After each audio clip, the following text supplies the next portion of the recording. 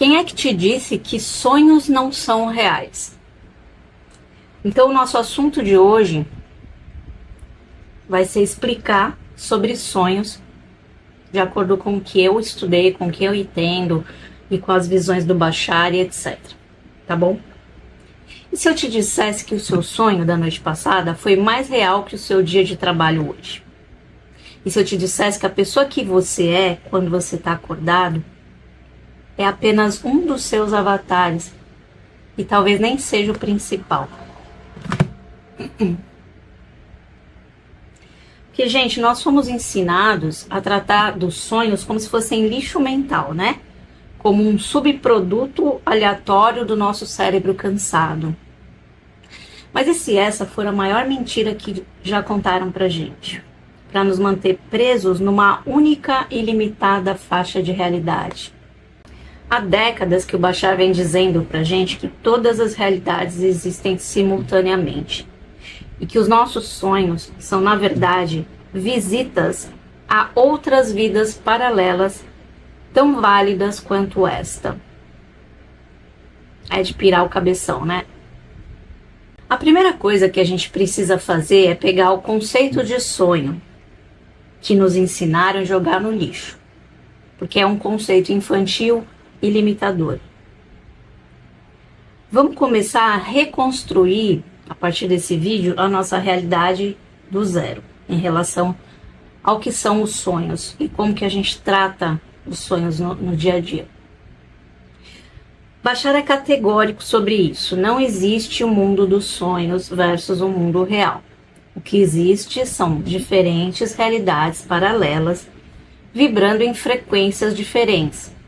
Quando você está acordado, a sua consciência está focada nessa frequência específica, nessa linha do tempo.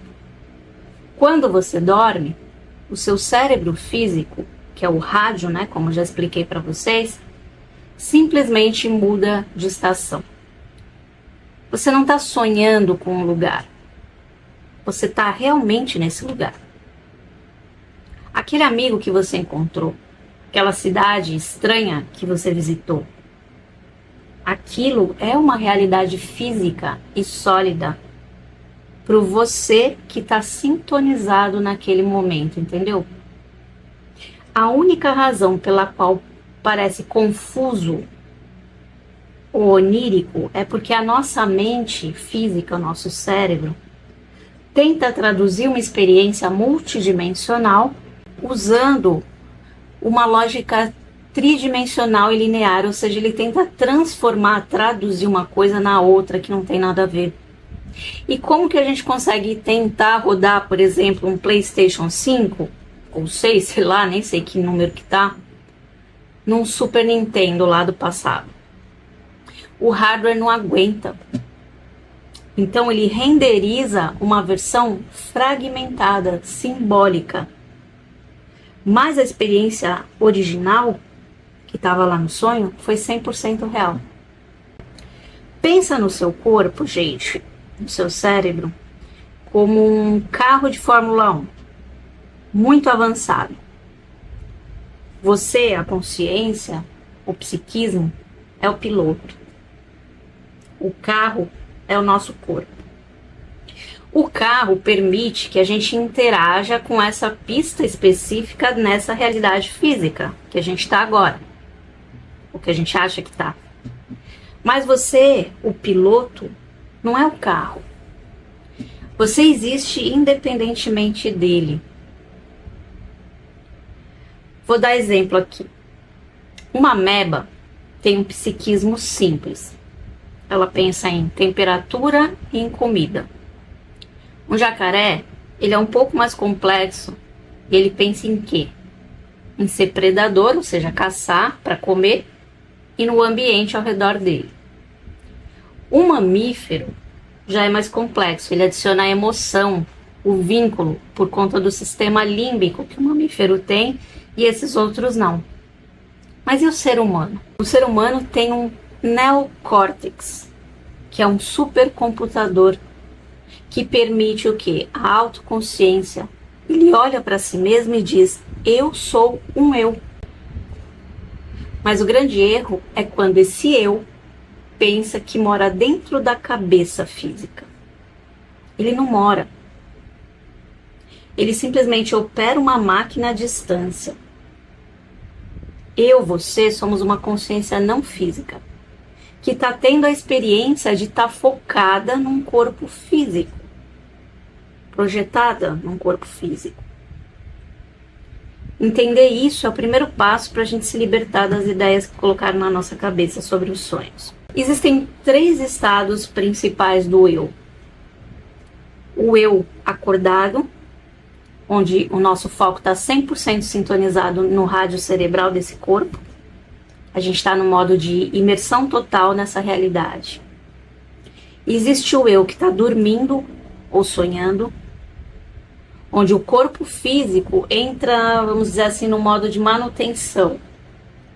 E o seu foco principal se retrai e você fica livre para sintonizar outras realidades, outras estações de rádio, que também são você, só que vivendo outras vidas, outras realidades paralelas e dimensionais, multidimensionais.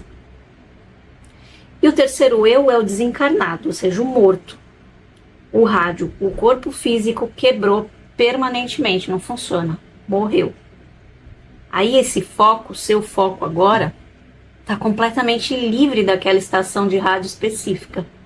Você não está mais limitado a interagir com aquela realidade. Você observa essa realidade. Mas a menos que você pegue outro carro, ou seja, outro corpo, você não está mais lá, focado.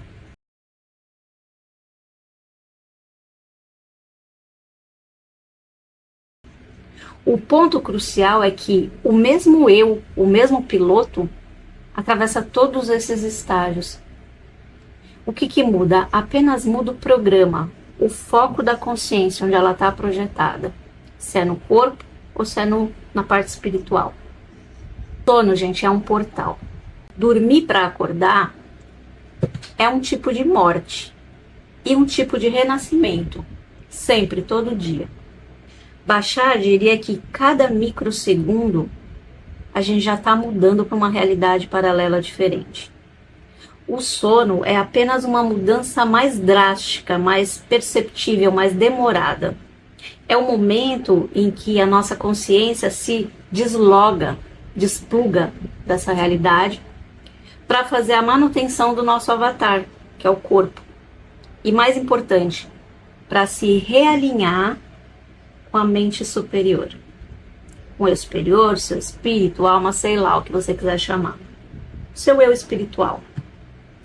É durante o sono que a gente integra as lições do dia, que a gente recebe downloads, insights para o dia seguinte e principalmente que a gente vive outras experiências em outras realidades para ganhar uma perspectiva mais ampla. Fundiu aí a cabeça, igual a minha quando eu entendi esse conceito? Porque, gente, cada manhã, quando a gente acorda, a gente não é exatamente aquela mesma pessoa que foi dormir. Você já está literalmente numa versão da Terra diferente, uma nova linha de tempo, que é a soma de todas as suas experiências e escolhas, incluindo as que você teve enquanto sonhava na noite anterior. Entendeu? O sonho é um portal para outras realidades que já existem. Eu vou dar um exemplo aqui, eu não sei se todo mundo vai entender a minha analogia, porque não é todo mundo que deve ter visto a série, inclusive essa série já saiu do ar, mas era muito boa. Alguém aqui viu a série Westworld? Coloca aí nos comentários para mim. Eu preciso falar disso porque esse exemplo é perfeito. O que é a série? Vou explicar aqui por cima. É um parque de diversões no meio do Oeste, né, no Velho Oeste, com a temática do Velho Oeste, onde as pessoas que têm muito dinheiro vão lá para viver como se elas estivessem em outra realidade. Então esse parque é imenso e tem personagens que estão lá programados, são robôs, mas são iguaizinhos humanos, né? São robôs humanoides e eles são iguaizinhos os seres humanos. Então as pessoas pagam para ir lá realizar suas fantasias. Elas podem fazer o que elas quiserem com esses robôs. as mais atrocidades. Só que no meio da série esses robôs começam a tomar consciência. Enfim, é muito complexo, mas só tô dando aqui um parâmetro para entrar no assunto aqui da minha analogia. Como você cria uma identidade para um robô ou para um humano, no nosso caso? A primeira coisa que eles fazem no filme é não dar uma identidade. Eles enchem o cérebro com uma bagagem de memórias da infância, traumas, alegrias. Eles criam um passado para aquele ser, para aquele personagem.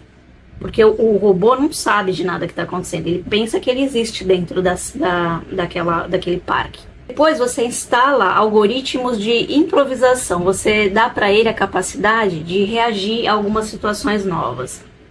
Depois você dá um sentido para o sofrimento que ele vai ter lá dentro, porque a maioria das pessoas vai lá para judiar, né? Dos robôs, fazer as maiores loucuras que eles querem. E aí você implanta memórias definidoras e encobridoras. Uma narrativa central que vai justificar a dor. Eu estou sofrendo agora para um dia poder cuidar da minha filha, por exemplo. Um dos robôs lá. Depois eles, no final, atribuem uma identidade, só no final. Aí você diz, você é Dolores, que é a personagem principal do filme, uma das. Qual que é a diferença disso para um ser humano? Nenhuma, gente. Nós nascemos e somos enchidos com as memórias genéticas dos nossos ancestrais, com as crenças da nossa cultura, com os traumas da nossa família. Nosso ego, nosso eu que está acordado aqui, é essa construção. É um programa rodando em cima de uma montanha de arquivos que já foram herdados. E o sonho, gente, é o momento em que esse sistema faz um defrag, uma organização desses arquivos. Só que às vezes, arquivos de outras vidas, de outros programas que você está rodando em paralelo, vazam para sua consciência. Por isso os sonhos parecem uma mistura louca de passado, presente e coisas que você nunca viu. Porque são diferentes bancos de dados que estão se cruzando. Vocês estão conseguindo entender aqui a minha loucura? Deixa aí para mim nos comentários. Não, Vanessa, não entendo, você é maluca mesmo. Agora eu tenho certeza. Deixa alguma coisa aí só para eu saber se vocês estão acompanhando meu raciocínio e se ficaram até aqui. Gente, aqui nessa parte está o ouro, a parte prática que muda todo o jogo. Basta que você dê passividade mental. Faz de conta que não é com você e você se ausenta desse processo. Você leva o foco da sua consciência para sair daquele momento. Isso é por baixar, tá, gente? Ele chama isso de usar uma permissão para você mudar a sua frequência. Pensa nisso. Você está numa fila de banco, lá, entediado, porque a realidade é terrível, né? Você está lá, um calor danado, cheio de gente. Em vez de você lutar contra ela, você aceita como uma ilusão, um filme. Você relaxa sua mente e se desidentifica desse eu que está na fila. Nesse momento de neutralidade, de não ser comigo, ou seja, isso aqui não está acontecendo comigo, eu só estou observando, nesse momento você abre um portal. A sua consciência fica livre para ser usada pelo seu eu superior. E é nesse estado que vem os insights geniais, as premonições, a sensação de déjà vu, de telepatia. Você não precisa dormir para acessar outras dimensões, embora seja a maneira mais simples e que a gente faz todos os dias. Você só precisa parar de insistir tão fortemente que essa dimensão é a única que existe. Isso é uma habilidade, gente, é uma coisa que a gente vai treinando. Quanto mais você pratica essa passividade ativa, mais você percebe que a fronteira entre o acordado e o sonhando, ela não existe, ela é artificial. Você se torna um sonhador lúcido da sua própria vida enquanto você está acordado. Não sei se vocês já conhecem, eu acredito que não, que é um livro antigo, tá? Mas eu gosto muito dos livros antigos, das mitologias antigas e dos grandes yogis e tal do passado, principalmente os textos orientais. Não sei se vocês conhecem um livro do Rinpoche, que é aquele que fez o livro Tibetano dos Mortos, que eu já li umas 3 vezes, que é maravilhoso, quem quiser ler aconselho muito, mas é difícil. Já até mostrei para vocês aqui algumas vezes. Esse livro que fala sobre os sonhos e yoga e tal, chama, se eu não me engano, não tô com ele aqui, eu não lembro direito o nome, é o yoga dos sonos e do sono e dos sonhos. Yoga tibetano do sono e dos sonhos, mais ou menos isso, procura aí. Ele descreve os nossos traços kármicos nesse livro como fotografias que a gente tira de cada experiência com forte carga emocional que a gente viveu. Esses arquivos ficam armazenados na nossa consciência base. Durante o dia, a sua mente racional reprime tudo isso, mas à noite, sem o guarda da prisão, que é a nossa mente racional, né? Esses arquivos são iluminados pela luz da sua consciência e eles se projetam como se fossem um filme. E aí o seu cérebro, desesperado para criar um sentido nisso tudo, pega essas imagens fragmentadas e tenta montar uma narrativa, um enredo, quando você acorda. É por isso que se você passou o dia ansioso, sei lá, com um prazo, você sonha que está correndo e que não sai do lugar, por exemplo. O sentimento qual é? Ansiedade, impotência. É o mesmo. Qual que é o símbolo? Correr sem sair do lugar. Isso seria a tradução que o seu cérebro encontrou para aquele traço kármico que foi ativado. Percebe? Consegue captar aqui o que eu estou falando? Sei que é complicado, mas tenta abrir um pouco a cabeça para entender isso. Porque entender isso é libertador. Você para de se perguntar, e o que esse sonho significa? E começa a se perguntar, que é o que realmente importa. Qual sentimento, qual traço kármico em mim gerou essa projeção no meu sonho? O que me fez acessar esse portal, essa realidade paralela? E a resposta está sempre na emoção, gente. Não na história literal do sonho. Por exemplo, eu acordei sonhando hoje, que eu estava chorando e tal, porque eu estava com muita saudade dessa pessoa. Isso não quer dizer exatamente isso. Pode ser milhares de coisas, tá? Que eu tô passando e tal, e que eu associei. Ficar lúcido num sonho, perceber que você está sonhando enquanto sonha, é o primeiro grande passo. É o momento em que o eu do avatar percebe que está dentro de um jogo. É o clique que te liberta do enredo dentro do sonho. Isso que é a projeção astral, sonho lúcido, para quem consegue, para quem treina isso. Esse clique é a sua vontade se sobrepondo ao programa automático. Mas isso, gente, é só o jardim da infância, porque o verdadeiro objetivo não é apenas a gente controlar os sonhos, é entender, como Bashar diz, que a vida acordada também é um sonho. E que você pode se tornar lúcido dentro da vida acordada também. Esse livro explica muito isso. Quando você percebe que você é o criador da sua realidade, você para de ser um ator seguindo um roteiro, que seriam os traços kármicos que eu falei aqui, as crenças limitantes, a parte genética, né, que está dentro de você, e você se torna o diretor. Você pode dizer, corta, eu não gostei dessa cena de escassez, por exemplo. Vamos filmar uma cena de abundância agora. E como que você faz isso? Mudando suas crenças, suas reações, seu foco. Você reescreve o roteiro em tempo real. Mas isso só acontece quando você tem consciência de que você está sonhando acordado. Porque, gente, como é que você pode me dizer e afirmar que isso aqui, você me vendo nesse vídeo, não é um sonho? E que o que você está sonhando à noite não é a realidade? Quem te garante? Por isso que nesse livro o Rinpoche pede para a gente se perguntar o dia inteiro se a gente está sonhando ou está acordado, para a gente se tocar para ver.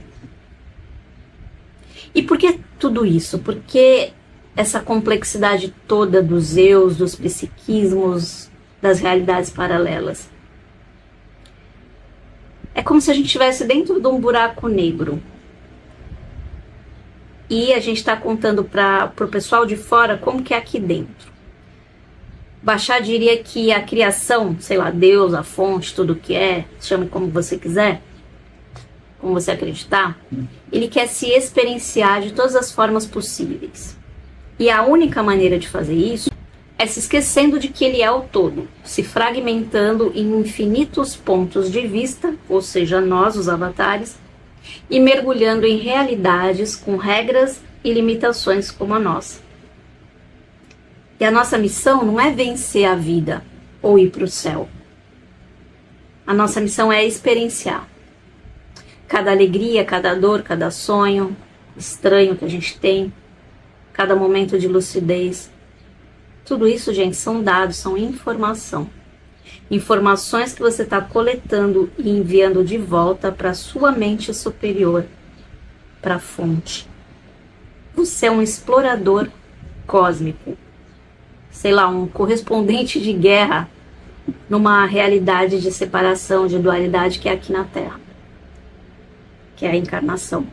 Quando você entende isso, você para de julgar suas experiências como boas ou ruins, porque elas são apenas dados, são apenas informações, e todas as informações são valiosas para quem está jogando um jogo maior. Tá bom, Vanessa, mas como é que a gente zera esse jogo? Você só se liberta, como Bashar diz, quando você une dois eus. É como ele descreve isso como integrar a sua mente física com a sua mente superior. É quando o avatar, ou seja, o eu acordado, e o jogador, que é o eu espiritual, se tornam um só. É o fim da separação. Você para de se sentir como um humano limitado, tendo experiências espirituais, e se torna um ser espiritual pleno, tendo uma experiência humana. Mas como é que chega lá, Vanessa? Como é que faz isso? Gente, o caminho é sempre o mesmo. Vocês estão cansados de saber.